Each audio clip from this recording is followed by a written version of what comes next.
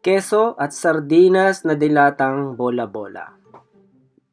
Mga sangkap na ating gagamitin, sardinas na dilata. Maaari kayong gumamit ng ibang brand. Itlog, kinadkad na keso, gumamit ako dito ng magnolia cheese. Asin, paminta, sibuyas,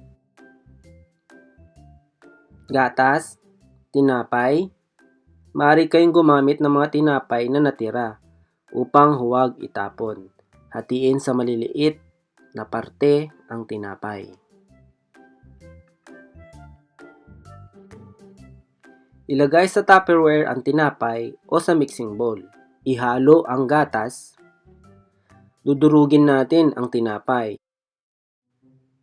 Isunod ang itlog. Haluin.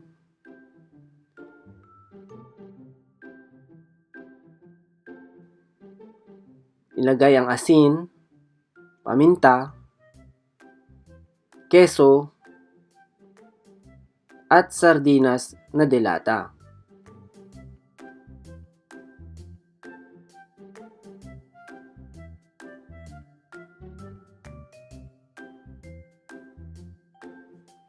Haluin mabuti ang lahat ng sangkap.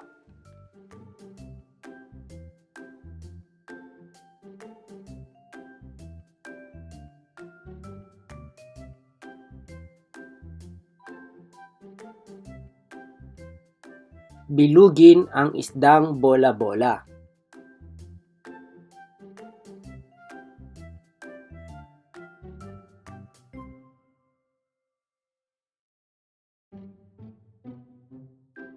Atin nang ipiprito ang sardinas na bola bola na ating ginawa.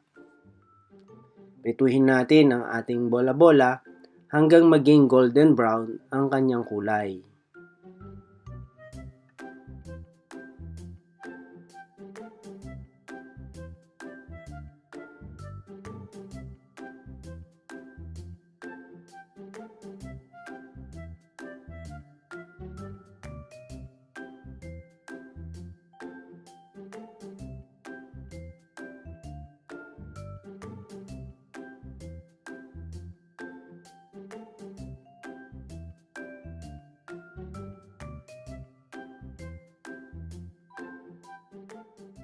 Huwag kalimutang mag-subscribe, APC Cuisine, pagkain na pangkabuhayan. Madami pa po tayong ipopost na mga technique, pamamaraan ng pagluluto at iba-ibang mga recipe.